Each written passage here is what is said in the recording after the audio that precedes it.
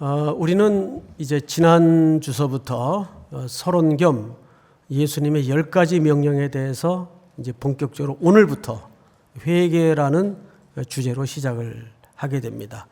10주에 걸쳐 함께할 주제들을 잠깐 먼저 보고 시작했으면 좋겠어요. 첫 번째 오늘 다룰 주제죠. 회개. 둘째는 세례. 세 번째는 말씀 안에 거하기. 네 번째는 기도, 성령 충만, 성찬, 사랑, 헌금, 전도와 제자화, 핍박 속에서 기뻐함. 이 10가지 주제는 선교 현장에서 가장 핵심적인 예수님의 명령의 가치를 담아내서 현장화한 컬입니다. 이것을 이제 올겨울 특세까지 교회 새로운 시작이라는 주제로 말씀을 나눌 텐데, 우리는 지난주 창세기 35장에 야곱의 가족을 베델로 밀어올리는 하나님의 손길을 보았어요. 거기에는 야곱의 어떤 액션도 의지도 기록되어 있지 않습니다. 오로지 하나님의 일방적인 찾아오심과 명령만이 기록되어 있었습니다. 그런 걸로 봐서 우리가 한 가지 확인했던 바는 뭐냐면, 회개의 주체는 인간이 아니라는 거죠. 하나님이 회개의 주도권을 가지고 야곱의 인생 속에 개입해 들어오셔서 이제 그를 베델로 밀어 올렸습니다. 그런데도 야곱과 야곱의 가족은 집안에 섬기고 있던 우상들을 상수리 나무 아래 묻었습니까? 숨겼습니까? 숨겼습니다. 타마라는 이 히브리 동사는 묻었다는 말이 아니고 숨겼다라는 의미예요. 영어 번역에도 보면 숨겼다라고 되어 있습니다. 인간은 이렇게 끈질겨요. 그리고 본질이 악합니다. 그러나 하나님께서 포기하지 않는 사랑과 끊임없는 설득, 그리고 사랑의 추적자가 되셔서 야곱의 인생의 모든 마지막까지 놓지 못했던 것들을 버리게 만들므로써, 거두어가게 함으로써 그는 결국에는 이스라엘로 만들어집니다. 이런 거 보면 이 회개라는 여정은 단숨에 완성되거나 해결되는 게 아니에요. 회개는 끊임없는 우리의 전생에 걸쳐 나타나야 될 주제이기도 합니다. 그런 연장선상에서 오늘 이 회개의 주제를 좀 누가는 어떻게 설명을 했는가. 지금 우리 교회 주일 저녁 예배가 있어요. 알고 계시죠? 네. 서울 도심의 흔치 않는 풍경인데 저희는 저녁 예배가 그대로 아직 남겨져 있습니다. 저는 이 저녁 예배가 참 좋아요. 시간도 충분하고 또 낮 시간에 세밀히 다루어지지 않았던 본문도 조금 깊게 우리 청년들에게 설명할 수 있고 해서 너무 좋아요. 또 편한 좀 주변의 이야기도 할 수 있고, 궁금하시면 참석해 보시기 바랍니다. 근데 지금 50차례가 넘게 한 60회 가까운 진행 거의 끝부분에 와 있는데, 누가복음을 쭉 준비하면서 공부하다 보니까 누가는 두 가지에 관심을 갖고 있더라고요. 첫째는 하나님의 나라에 대해서 관심이 많아요. 그래서 그의 모든 소재마다 항상 하나님의 나라가 나타납니다. 언급되어집니다. 그리고 그 나라의 핵심을 뭘로 보냐 하면 약자들, 사회적 죄인들, 배제된 인물들, 이런 사람들에게 사회는 사회적 통념을 가지고 죄인이라고 구분해 놨지만, 놀랍게도 예수님이 어디에도 그들을 향해서 죄인이라고 정의한 데가 없어요. 예수님은 끊임없이 그들을 이렇게 표현했죠. 잃어버린 자들. 이것이 예수님의 관점이었고, 그 예수님이 잃어버린 자라고 생각했던 그 부류들, 여자, 가난한 자, 장애인, 어린아이. 당시에 어린아이들은 사람 취급이 안 됐었어요. 숫자에도 넣어지질 않았죠. 그들을 사회적인 통념으로는 기득권 등 층들이 죄인이라고 규명을 했죠. 여기에 누가는 일관된 관심을 갖고 있어요. 그래서 오늘 이 누가복음 속에 처음으로 등장하는 인물이 여기 세례 요한입니다. 이제 그 본문을 좀 먼저 시작하면서 보도록 하죠. 3장 1절을 볼까요? 디베리오 황제가, 로마 황제를 얘기합니다. 통치한 지 15년, 꽤 오래됐네요. 그리고 본디오 빌라도, 현재 유대 총독으로 재직 중이었던 때입니다. 그리고 유대 안에는 분봉왕들이 있었는데 헤롯이 갈릴리 지역을 맡았고 분봉왕으로, 그 동생 빌립이 이두레와 드라고닛 지방의 분봉왕으로, 루사니아가 아벨렌의 분봉왕으로 이렇게 있었습니다. 여기까지는 정치인들이 열거됐죠. 그리고 이제 종교계의 수장들이 소개되는데 2절을 보니까 안나스와 가야바 대제사장이 있을 때에 이렇게 돼 있어요. 자, 여러분 잠깐 앞을 보십시다. 지금 열거된 이 인물들의 그 이름이나 그 이름에 걸쳐진 직함들을 보면 대충 공통분모 하나가 걸립니다. 어떤 공통분모가 있죠? 당시 세상의 헤게모니를 붙들고 있는 사람들이에요. 그 주도권이라 그러죠. 세상을 쥐락펴락하는 인물들입니다. 이들은 1% 이상이에요. 실질적으로 세상을 주도하는 인물들입니다. 하나님의 나라가 효과적으로 드러나고 펼쳐지려면 적어도 이런 궁궐이나 이 대단한 사람들의 집단 공동체에 임하는 것이 훨씬 효과적이 아닐까요? 그런데 2절 중반에 보니까 성경은 이렇게 소개합니다. 여기 접속사 하나가 빠졌는데 제사장으로 있을 때에, 그래서 가이라는 접속사가 있어요. 하나님의 말씀이 빈들에서 사가랴의 아들 요한에게 임한지라. 자, 두 가지. 첫째, 빈들. 거기에 누가 있었죠? 요한이 있었어요. 자, 빈들은 요한이 어느 파에 속해 있다고 인정을 하는 건가 하면 SNF파에 속해 있다고 인정을 하는 겁니다. 그럼 왜 SNF파라고 여기 안 밝혔는가? 이때는 아직 SNF파가 이렇게 왕성하게 사회적으로 각인될 정도의 집단 그룹이 아니었어요. 그건 후대에 사가들이 그 사람들을 그렇게 명칭했기 때문에 성경에는 SNF파라고 쓰여질 수 있을 만한 시기가 아니었어요. 이 사람들은 뭐 하는 사람들인가 하면 초경건주의자들입니다. 그래서 빈들에 들어가서 동굴 안에 은둔 생활을 합니다. 그리고 내내 말씀을 기록하고 말씀을 읽고 말씀을 가르치고 말씀을 공부해요.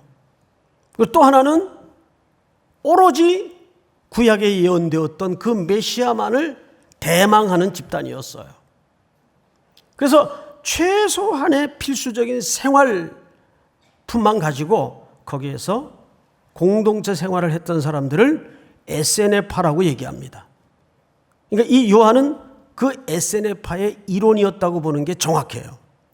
그런데 그들은 그렇게 생활한 지 1년이 지나면 그제서야 세례를 받게 됩니다. 근데 세례 받을 때 두 가지 서약을 하게 돼요. 하나는 평생 하나님을 떠나지 않고 하나님을 사랑하겠습니다.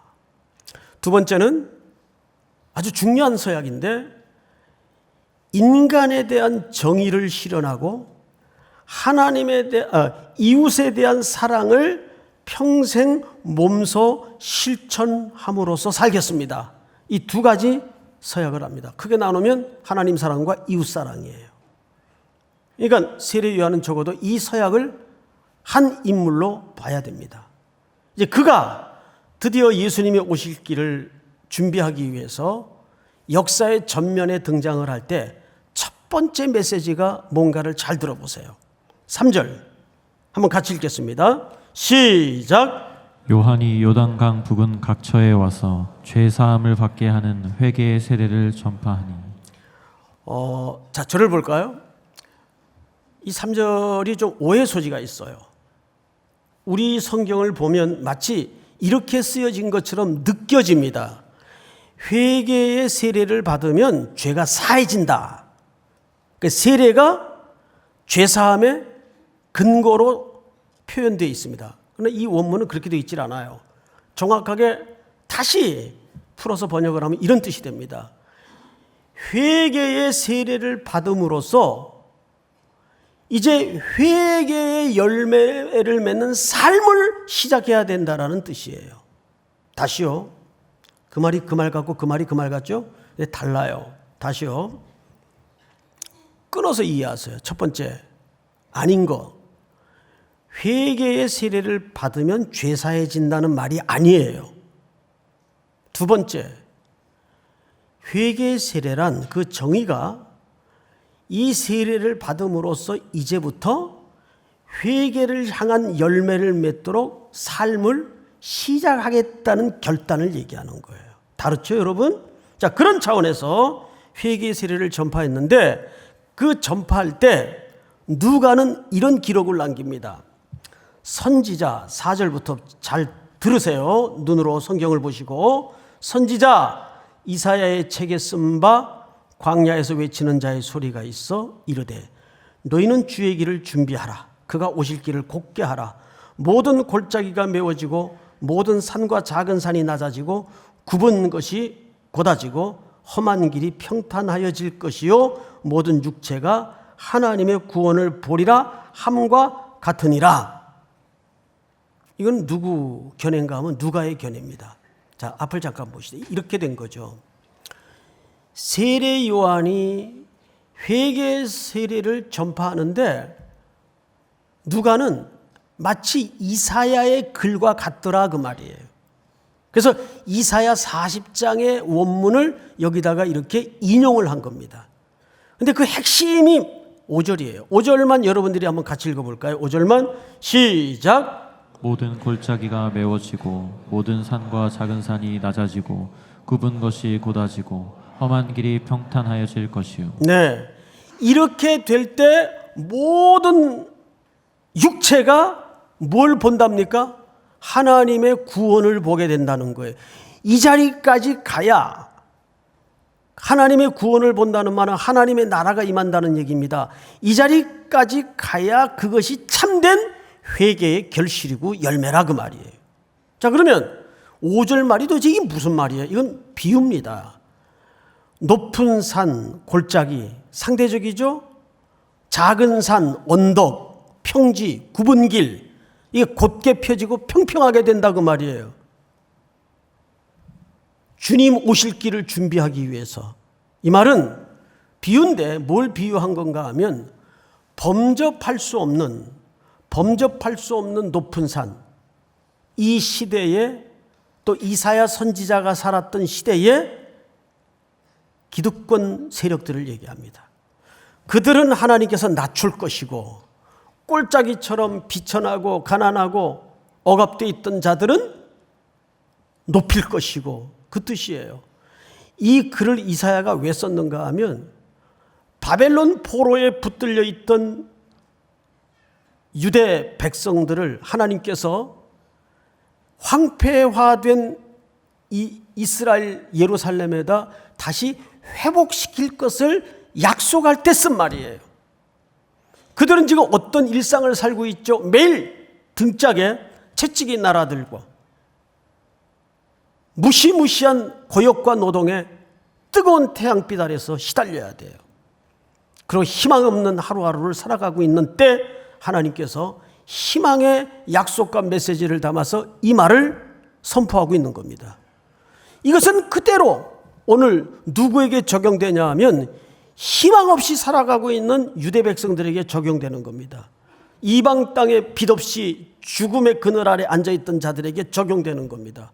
구원의 빛이 이르렀다. 너희들을 회복할 것이다.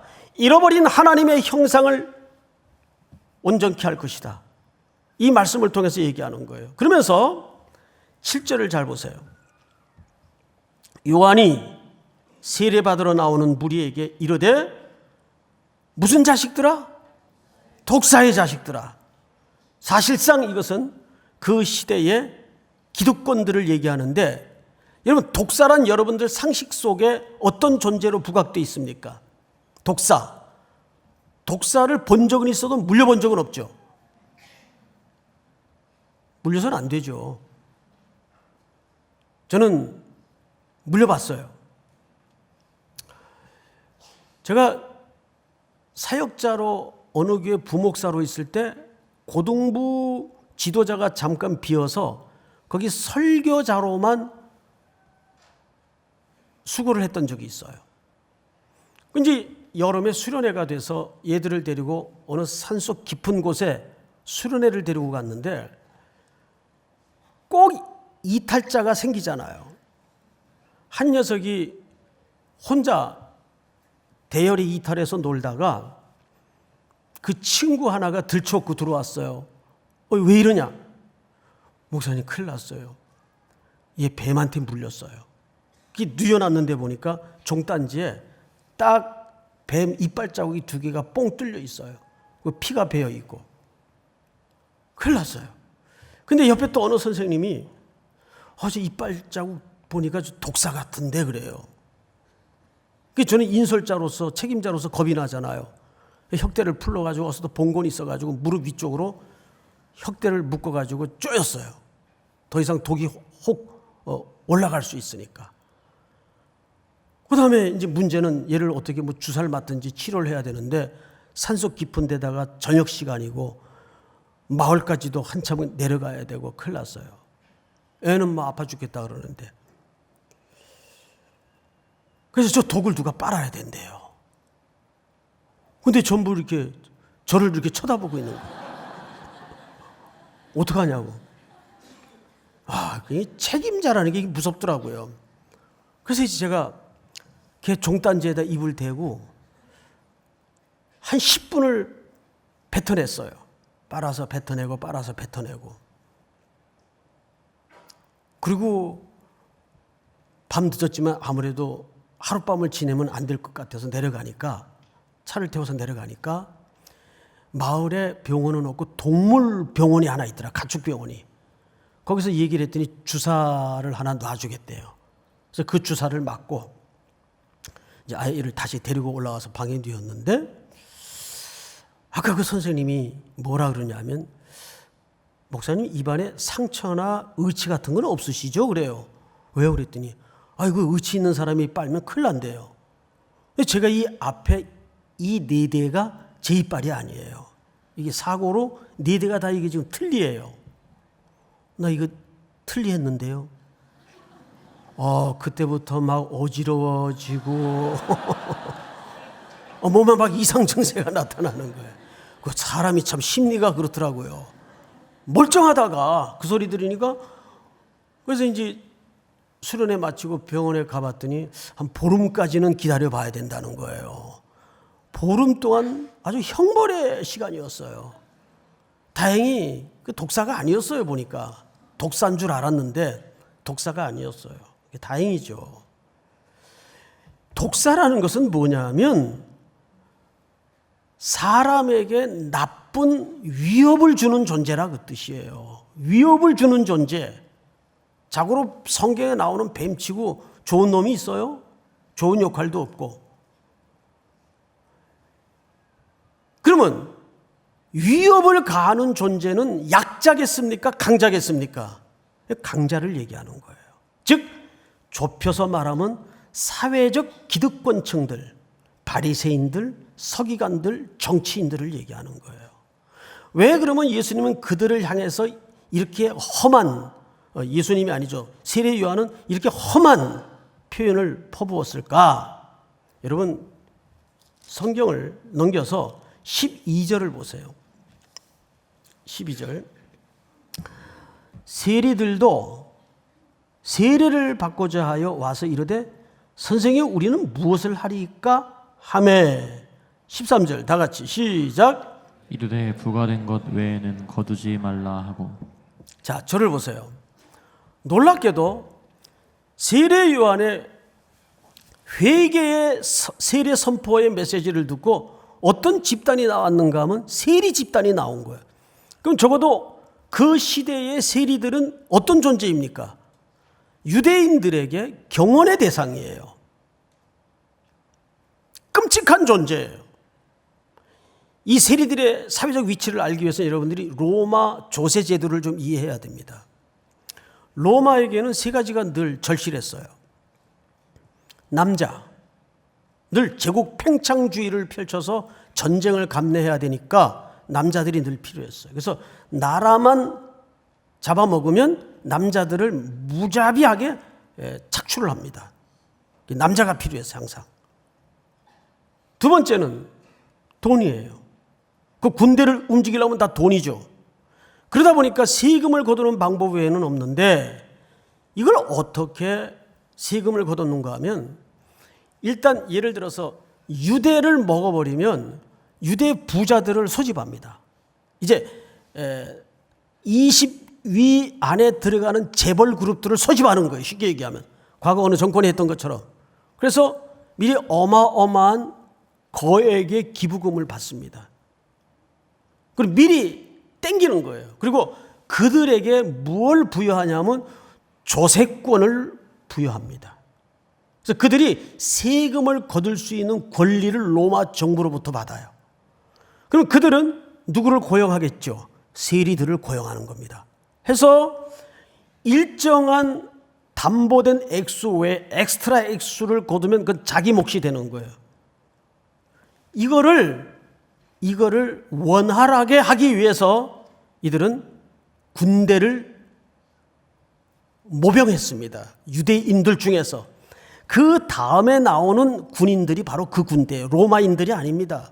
여러분 몇 절을 보시냐 하면 14절을 보세요.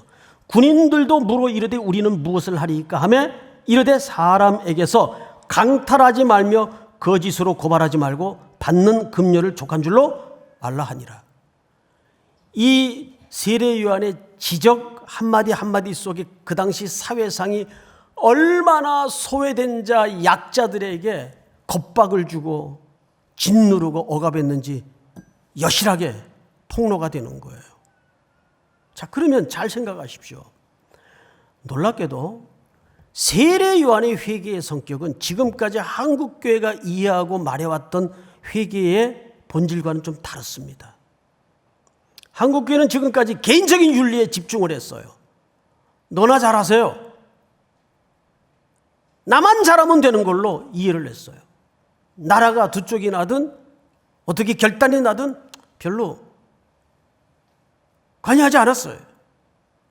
그런데 지금 세례 요한은 회개의 범주를 어디로 확대하고 있는가 하면 개인의 윤리나 도덕성을 넘어서서 사회적 통념, 사회적 헤게모니, 주도권, 그리고 사회의 제도적 악, 세상의 구조적 악에 대해서 강렬하게 회개할 것을 선포하는 메시지입니다.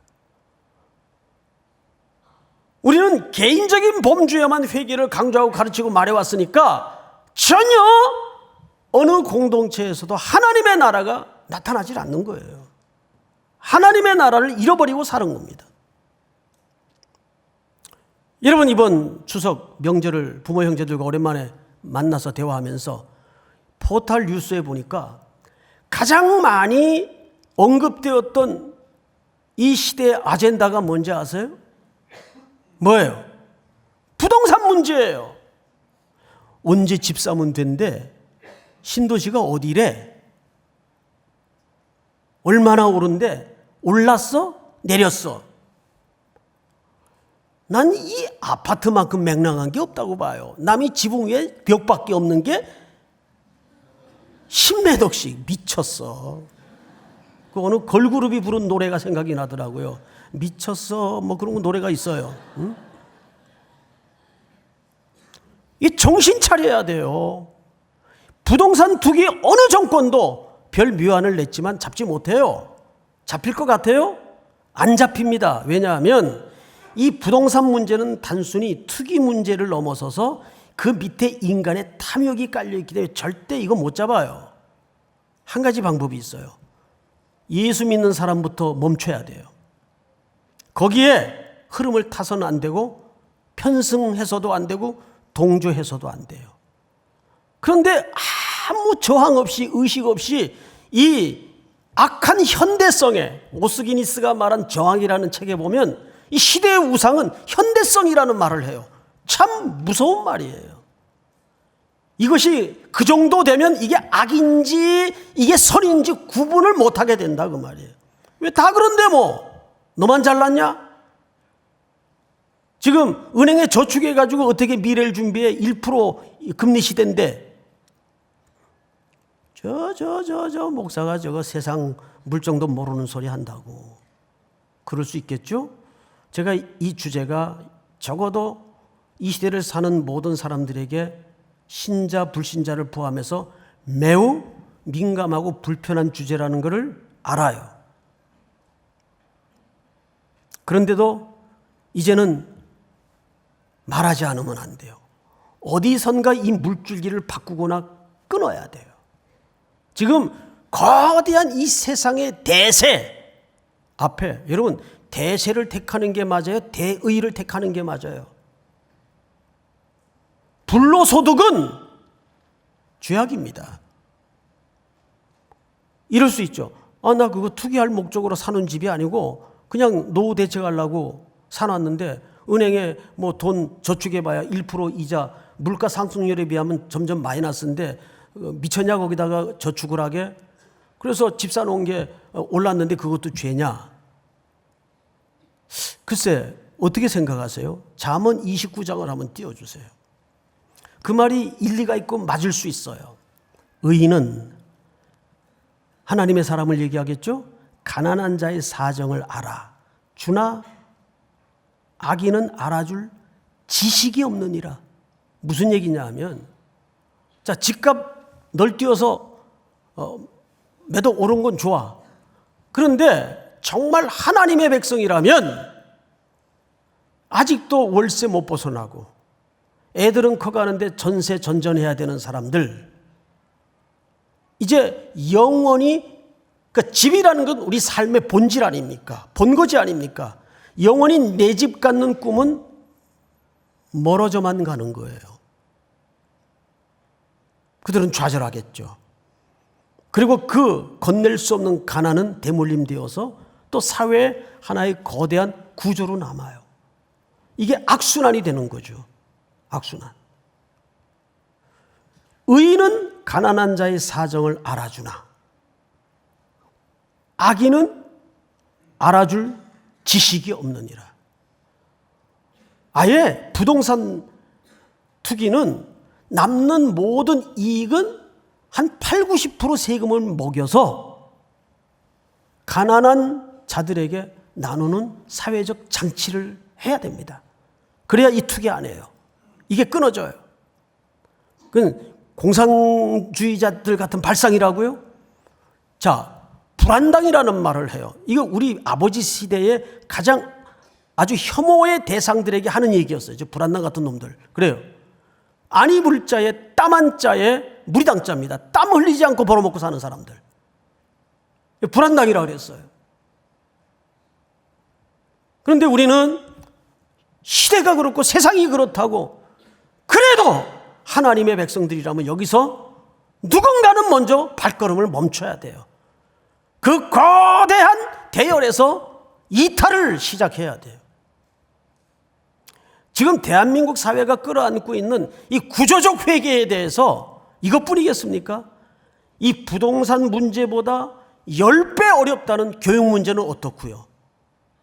나는 어느 정당을 지지하는 사람아, 난 예배당밖에는 몰라요. 예? 난 태극기 부대도 싫고. 예? 그런데 정권이 바뀔 때마다 교육 문제가. 오죽하면 교육부 장관이 부총리예요, 우리나라는. 근데 아니 어느 사람은 장관의 후보고 장관인 사람인데 자녀의 스펙을 위해서 학군 살지도 않으면서 위장 전입을 해요. 그 누군 봐줘요. 사과 미리 자진 납세하면 봐줘요. 너 누구는 안 돼. 이런 왔다 갔다 하는 잣대가 어디 있어. 그럼 국민이, 백성이 그 정권을 어떻게 신뢰하겠어요? 아닌 건 아니라 그래야죠.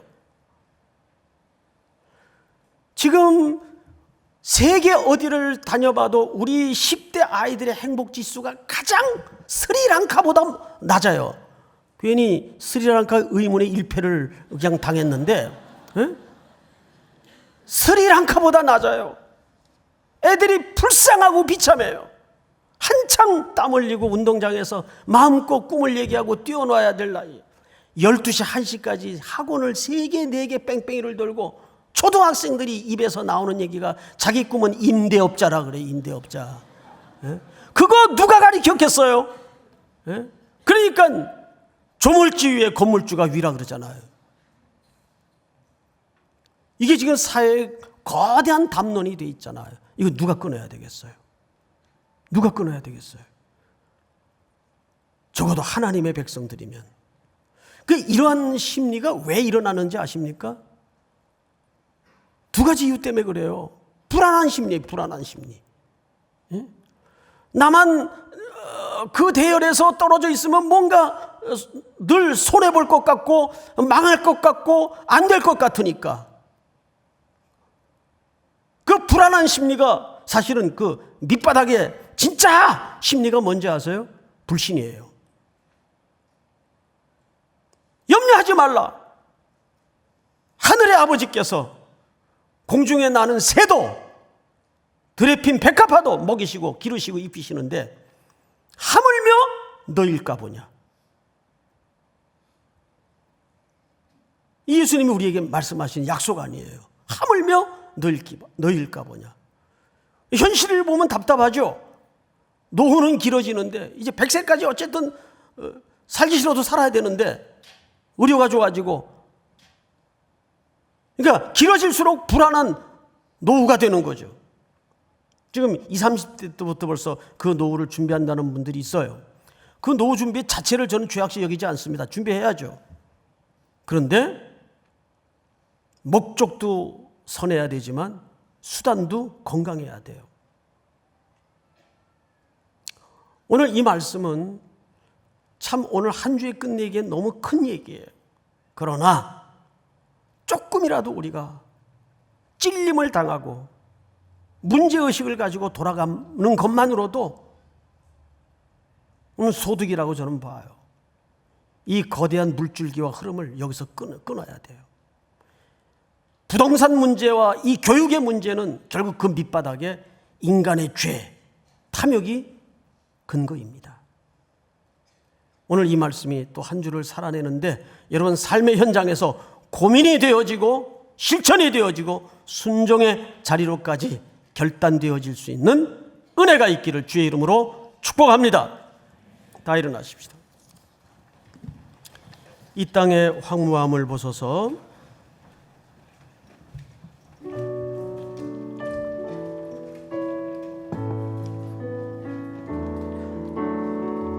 이 땅의 황무함을 보소서. 하늘의 하나님 긍휼을 베푸시는 주여, 우리의 죄악 용서하소서. 이 땅 고쳐 주소서.